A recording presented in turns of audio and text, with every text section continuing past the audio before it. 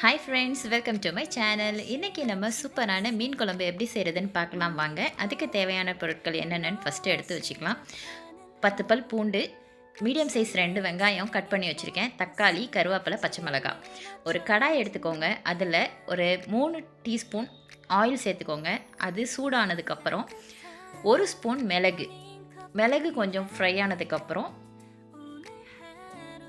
ஜீரகம் 1 ஸ்பூன், அது ரெண்டுமே கொஞ்சம் ஃப்ரை ஆகட்டும். அது கூடவே கருவேப்பிலை, அதுக்கப்புறம் அந்த 10 புல் பூண்டையும் அது கூட சேர்த்துக்கலாம்.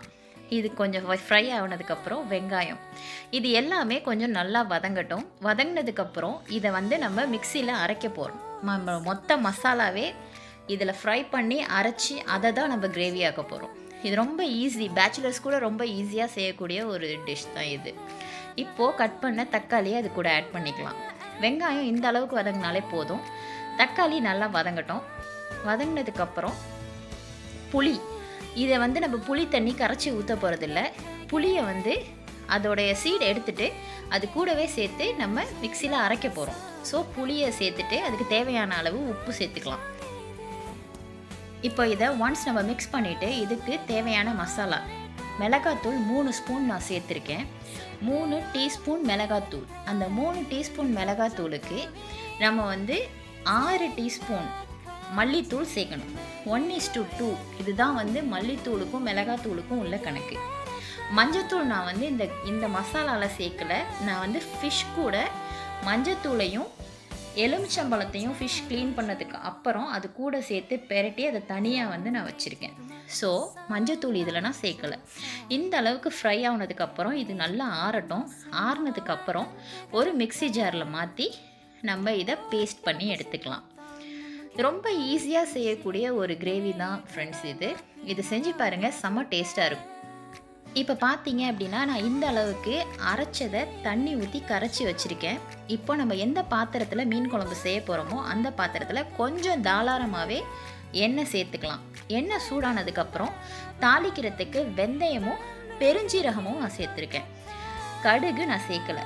சின்ன வெங்காயம் டேஸ்ட்டுக்காக ஒரு 10 வெங்காயம் நான் இதில் சேர்த்துருக்கேன். அவ்வளோதான் ஃப்ரெண்ட்ஸ். இது நீங்கள் சின்ன வெங்காயம் தான் சேர்க்கணுன்னு இல்லை, பெரிய வெங்காயம் கூட ஒரு சின்ன சைஸ் வெங்காயத்தை கட் பண்ணி சேர்த்துக்கலாம்.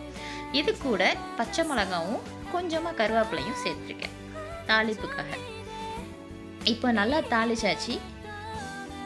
இதில் இஞ்சி பூண்டு பேஸ்ட் கொஞ்சமாக ஒரு டீஸ்பூன் அளவுக்கு இஞ்சி பூண்டு பேஸ்ட் சேர்த்து அதோடைய பச்சை வாடை போகிற வரைக்கும் நல்லா வதக்கிக்கலாம்.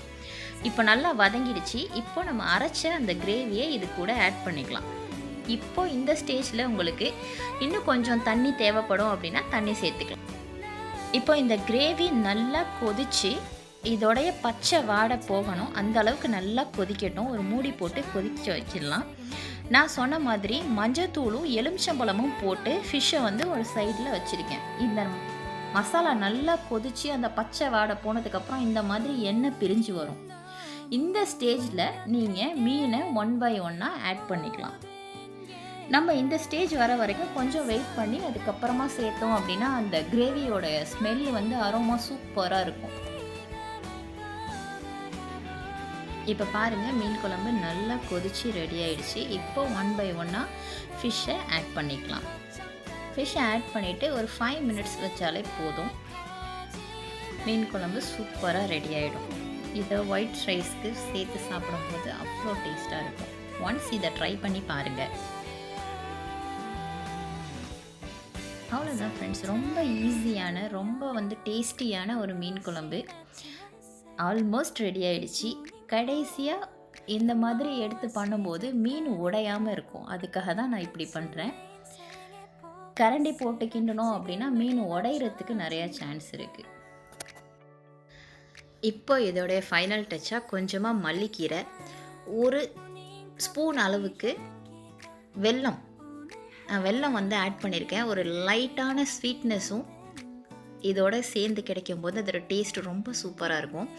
1 ஸ்பூன் மிளகுத்தூள் போட்டோம். அவ்வளோதான் ஃப்ரெண்ட்ஸ், சூப்பரான மீன் குழம்பு ரெடி ஆகிடுச்சு. இந்த வீடியோ உங்களுக்கு பிடிச்சிருந்துச்சுன்னா லைக் பண்ணுங்கள், கமெண்ட் பண்ணுங்கள், ஷேர் பண்ணுங்கள். மறக்காமல் எங்கள் சேனலை சப்ஸ்கிரைப் பண்ணுங்கள். தேங்க்யூ.